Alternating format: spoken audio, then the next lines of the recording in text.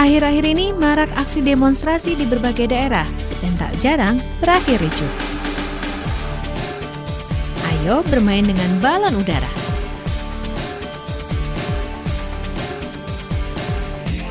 Meski masih duduk di sekolah dasar, sobat kita Jessica sudah jago loh bermain sulap.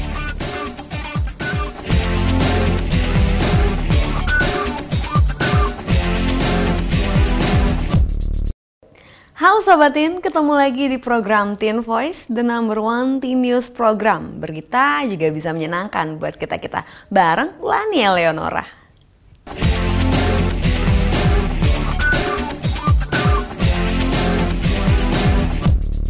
Merokok dapat merusak kesehatan. Kalimat itu sudah sering kita dengar.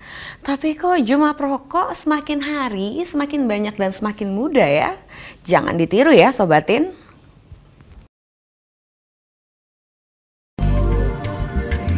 Sobat Teen, rokok memang berbahaya karena di dalam rokok terkandung zat adiktif yang membuat kita ketergantungan. Seperti sobat kita yang berinisial IH. Meski baru berusia 8 tahun, IH telah merokok selama 4 tahun.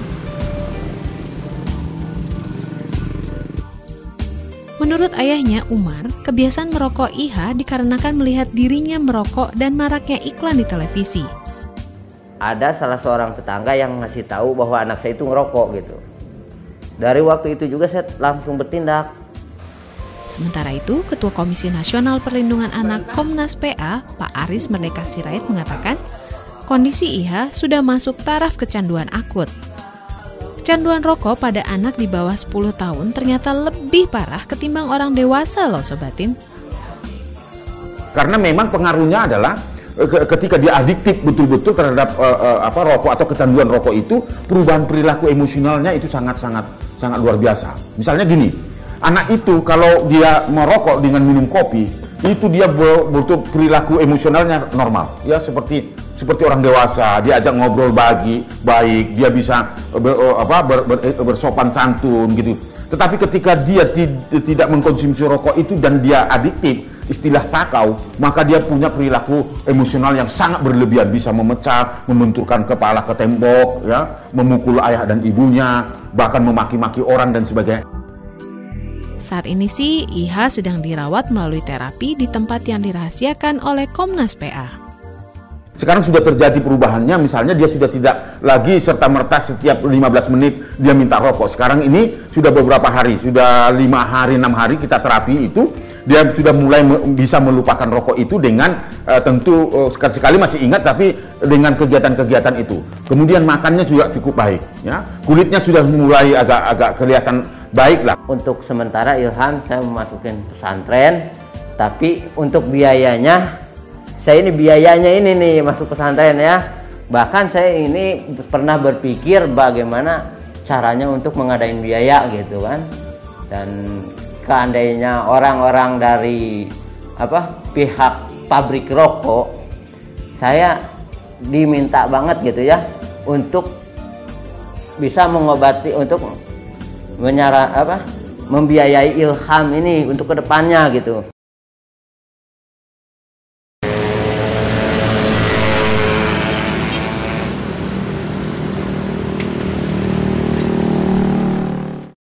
Mahkamah Konstitusi memutuskan ayah kandung di luar nikah tetap bertanggung jawab secara perdata pada anaknya. KPI berpendapat si ayahnya boleh ngawinin. Undang-undang dasar konstitusi kita memberi jaminan hak untuk hidup, hak untuk memperoleh jaminan pengakuan yang sama di hadapan hukum dan pemerintahan, itu adalah hak seluruh warga negara. Sebelumnya dalam undang-undang, anak di luar nikah hanya mencantumkan garis keluarga dari ibu. Inilah yang menurut Mahkamah Konstitusi dinilai inkonstitusional. Tetapi bagaimana anak ini gitu loh, yang tidak mempunyai status hukum. Salah satu contoh saja, dia tidak punya akte lahir. Kalaupun dia punya akte lahir, hanya menyebut nama ibunya saja, karena tidak mungkin, pasti ada ayahnya. Dan itu memberi implikasi kepada anak, misalnya untuk sekolah, untuk masuk kerja, untuk apa. Bagaimana coba? Dengan begitu, anak akan mudah mendapatkan pengakuan juga hak seperti memperoleh tunjangan dari ayah kandung, seperti kutipan Kak Seto berikut ini. Pada dasarnya setiap keputusan yang mengedepankan kepentingan terbaik bagi anak, saya kira kita akan dukung sepenuhnya. Dalam arti bahwa setiap anak berhak untuk mengetahui kedua orang tuanya, dan setiap anak juga berhak untuk diasuh kedua orang tuanya, termasuk juga jaminan-jaminan sosial, hak-haknya untuk mendapatkan pendidikan, untuk kesejahteraan di masa yang akan datang. Kebijakan kenaikan BBM mendatangkan serangkaian demonstrasi. Bahkan sempat terjadi kericuhan. Perlu nggak sih demonstrasi itu?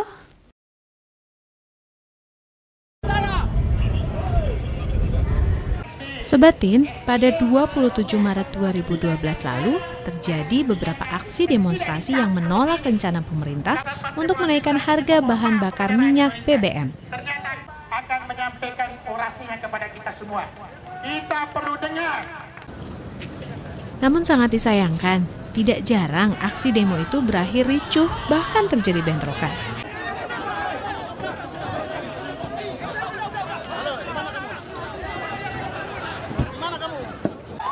Aksi demo yang berujung bentrokan tentunya mengganggu aktivitas masyarakat yang lain. Demonstrasi atau unjuk rasa biasanya terjadi di sekitar Istana Negara, gedung DPR MPR, dan Bundaran Hotel Indonesia, Jakarta.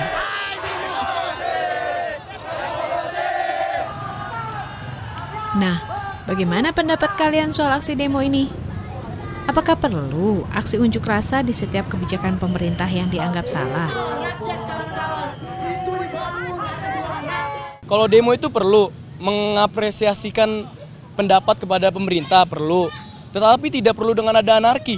Ya perlu untuk memberantas, misalnya buat BBM nggak jadi naik. Boleh kita demo, tapi tidak perlu yang terlalu anarkis atau sampai terjadi bentrokan-bentrokan yang sangat kacau gitu. Demonstrasi boleh saja, tapi harus berjalan tertib dan tidak mengganggu masyarakat ya. Betul nggak Sobatin?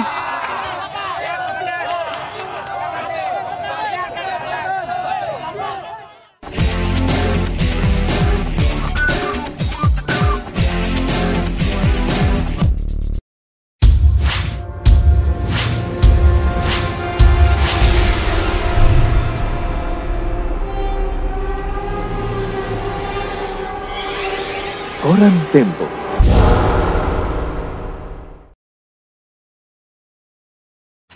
KBR 68H adalah kantor berita radio swasta terbesar di Indonesia.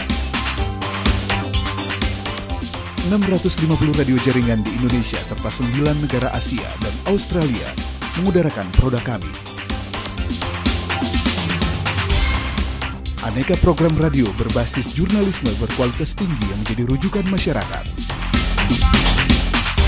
Kantor Berita Radio 68H, terpercaya menjangkau Nusantara.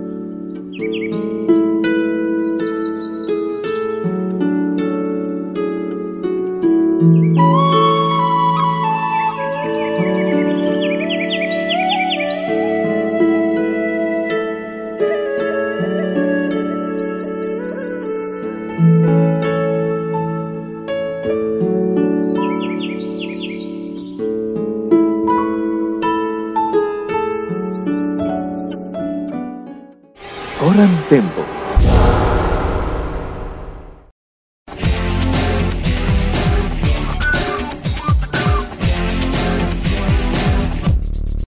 Jika kamu mau menyuarakan pendapat atau keinginan kamu, boleh loh Sobatin.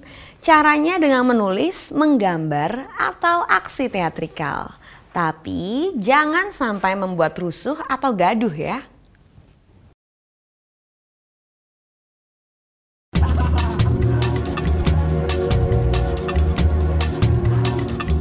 Sobatin, bahan bakar minyak BBM saat ini sudah menjadi kebutuhan primer bagi kita-kita. hampir setiap aktivitas kita tak luput menggunakan BBM. Selain sebagai bahan bakar transportasi, BBM juga digunakan untuk pembangkit tenaga listrik.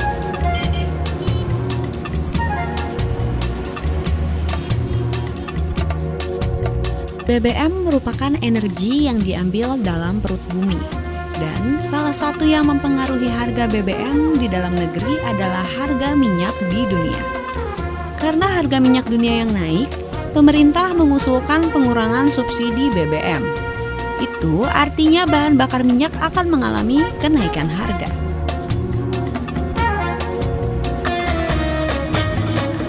Naiknya harga BBM ini mengundang aksi demonstrasi menolak kenaikan harga BBM. Aksi unjuk rasa memang bagian dari demokrasi negara kita yang menjamin kebebasan bersuara dan berpendapat. Tapi tidak selalu dengan unjuk rasa, kita bisa menyampaikan keinginan kita melalui Dewan Perwakilan Rakyat. Jadi gini ya, demonstrasi itu memang bagian dari partisipasi publik, ya. Partisipasi publik itu kan tidak hanya berhenti ketika mereka mencoblos atau memberikan suara di kotak di bilik suara dalam pemilu. Dan antara satu pemilu ke pemilu yang lain itu mereka memang harus berpartisipasi. Berpartisipasi itu macam-macam. Kayak saya misalnya bisa menulis di koran-koran ya. Kemudian apakah menulis artikel atau surat pembaca, ataupun kemudian membuat satu ulasan diberikan kepada DPR ataupun kepada pemerintah. Ini juga bagian dari partisipasi politik. Tapi sayangnya unjuk rasa ini berakhir rusuh. Kakak-kakak mahasiswa saling lempar batu dengan Pak Polisi.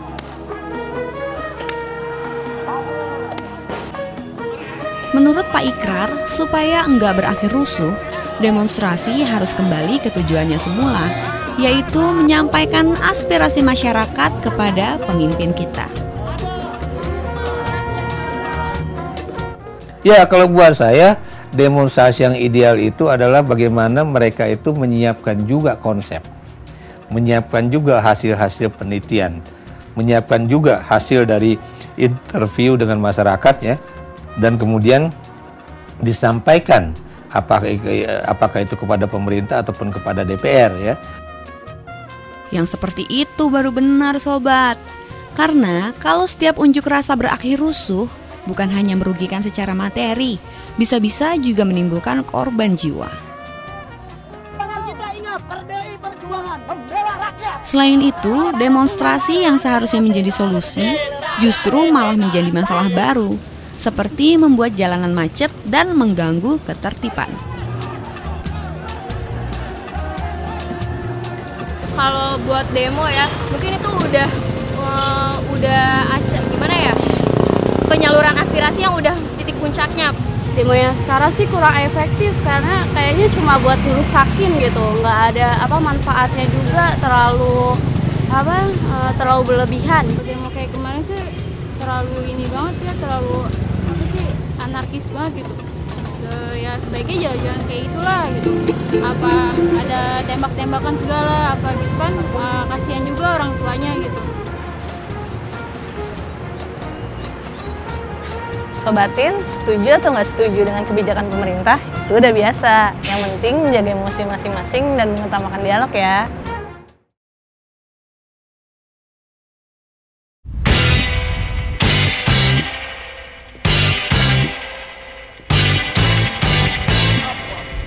Siang itu panas terik matahari terasa panas di Sentul, Jawa Barat. Meski begitu, tidak menyurutkan keinginan sobat kita, Naina, untuk menyaksikan Festival Balon Udara.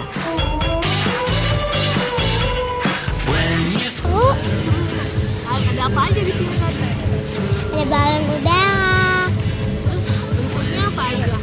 Ada kucing, ada pohon, ada kereta. Festival Balon Udara yang diadakan sejak tanggal 22 sampai 24 Maret di Sentul ini memang menarik perhatian sebagian warga. Bukan hanya di sekitar Sentul, namun dari beberapa daerah juga tertarik menyaksikan festival yang dimeriahkan 10 negara. Selain Indonesia, ada pula Amerika Serikat, Swiss, Thailand, Belanda, Prancis, India, Vietnam, dan Malaysia. Wah, seru ya. Hai Sobat Teen, sekarang aku lagi berada di Indonesia International Hot Air Balloon. Di sini banyak banget loh bentuk-bentuk dari balon udaranya. Gimana ya rasanya naik balon udara? Yuk ikut aku. Terdapat 21 balon udara yang akan menghiasi langit Sentul. Tapi karena keadaan cuaca yang kurang bersahabat, maka tidak semua dapat diterbangkan. Gak gampang loh Sobat Teen buat menerbangkan balon-balon udara ini. Ada syarat-syarat tertentu yang harus dipenuhi. Seperti angin tidak boleh lebih dari 10 knot. Suhu udara tidak boleh lebih dari 26 derajat. Sedangkan keadaan angin saat festival itu sekitar 21 knot.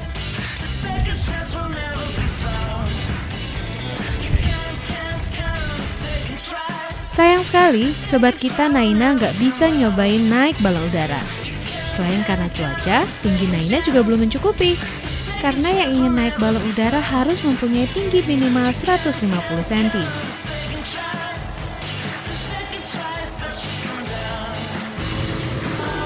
Selain kita bisa naik balon udara, di sini kita juga bisa berjalan di perut balon.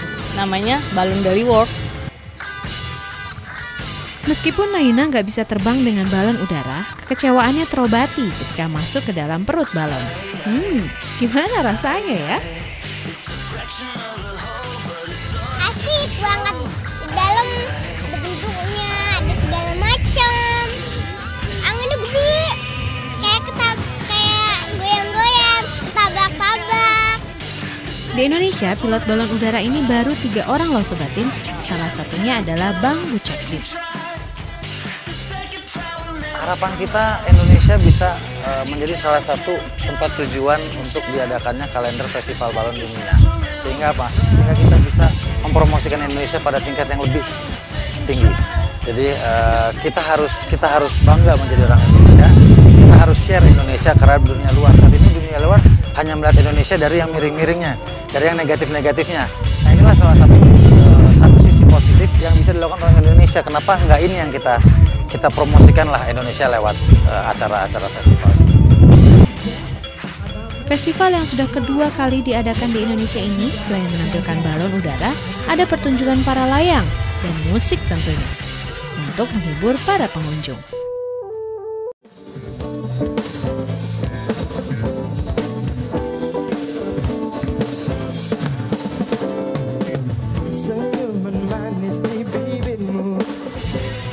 Festival ini diadakan sebagai istilahnya silaturahmi di antara negara-negara. Dan biasanya para pilot, mereka semua berlisensi, itu mempunyai satu kebanggaan bila sudah berhasil menaklukkan atau terbang di satu negara atau satu daerah. Wah, unyu banget nih balon udaranya. Wah, ini jadi pengen juga nih naik balon udara. By the way, kamu jangan kemana-mana ya, karena setelah ini bakalan ada cerita tentang teman kita yang jago banget main sulap.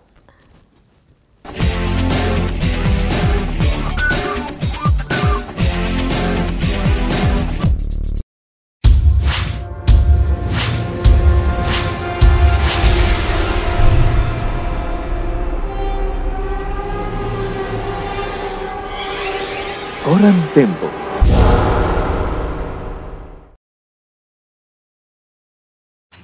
KBR 68H adalah kantor berita radio swasta terbesar di Indonesia. 650 radio jaringan di Indonesia serta 9 negara Asia dan Australia mengudarakan produk kami. Aneka program radio berbasis jurnalisme berkualitas tinggi yang menjadi rujukan masyarakat. Kantor berita radio 68H, terpercaya menjangkau Nusantara.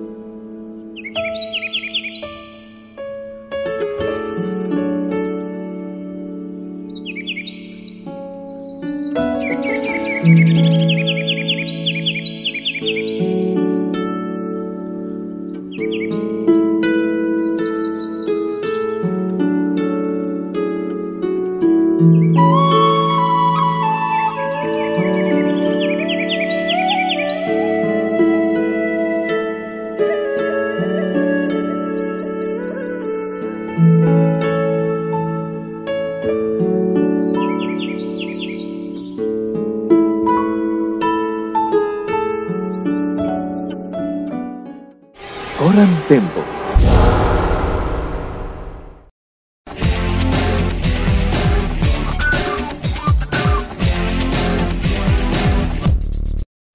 Bermain sulap memang asik loh. Lani juga bisa nih. Lani punya logam, nanti saya masukin ke sini, ke mata, nanti keluarnya di sini. Kita lihat ya. Simsalabim abrakadabra. Cits. Hilang. Terus ada di sini. Seperti sobat kita yang satu ini nih. Meski masih seusia kita, tapi udah ikut banyak kejuaraan sulap.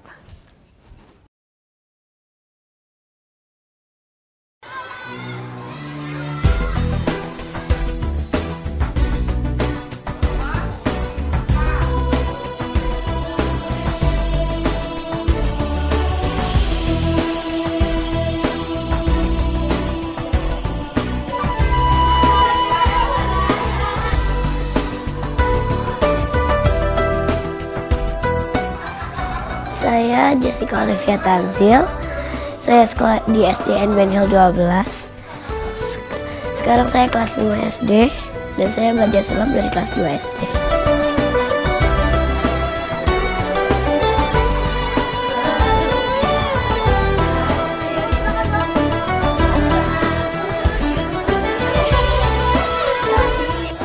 Jadi dulu emang papa sempat kerja bolak-balik ke sini. Nah terus aku lihat sekolah sulap. Nah setelah aku tahu kalau papa itu ikut sekolah sulap ini, aku jadi tertarik pengen ikut juga.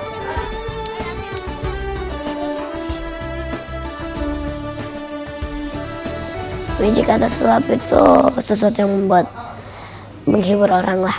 Oke, aku punya ini pot bunga kosong. Kosong. Sekarang ini karena sudah kosong, bikin salam. Oke. Ding. Say.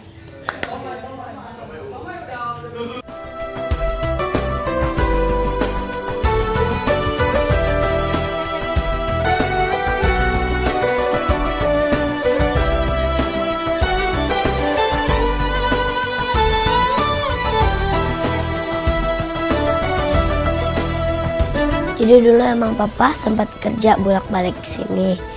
Nah terus aku lihat sekolah sulap. Nah setelah aku tahu kalau papa itu ikut sekolah sulap ini, aku jadi tertarik pengen ikut juga.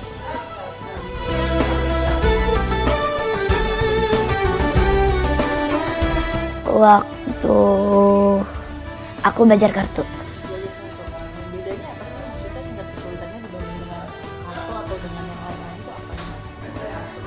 Kalau kartu, aku kan emang malu kalau disuruh ngomong, jadi aku lebih senang yang main panggung aja yang nggak usah ngomong, yang pakai musik.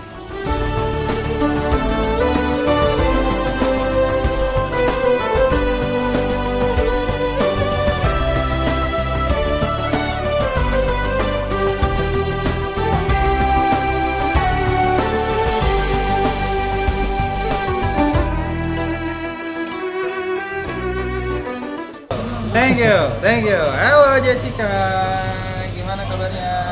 Baik. Mana dulu? Ada itu. Si Bom. Ini belum ketemu. Kan minta. Oke. Nanti kartunya buka. Cik. Kalau bisa bikin aku lebih pede. Karena dulu awalnya aku malu banget kalau punya teman baru, aku malu. Bisa bikin aku lebih pede, terus bisa juga bikin bikin aku disenengin sama teman-teman. Soalnya kalau lagi sedih, aku hibur dengan sulap pasti ketawa. 1, 2, 3.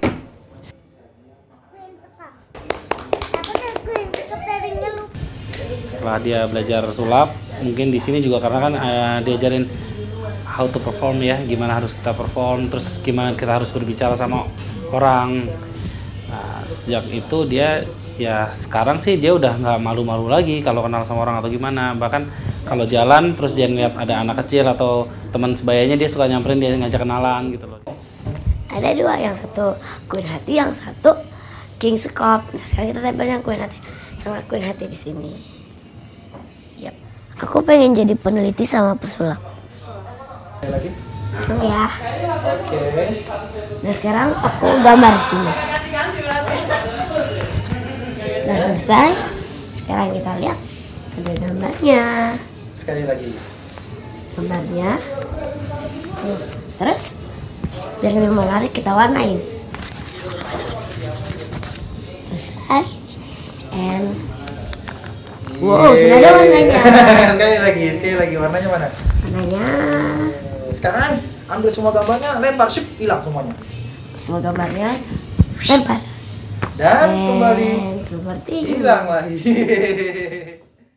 Selesai sudah episode Teen Voice kali ini. Saksikan terus episode Teen Voice tematik dan World Teen Voice.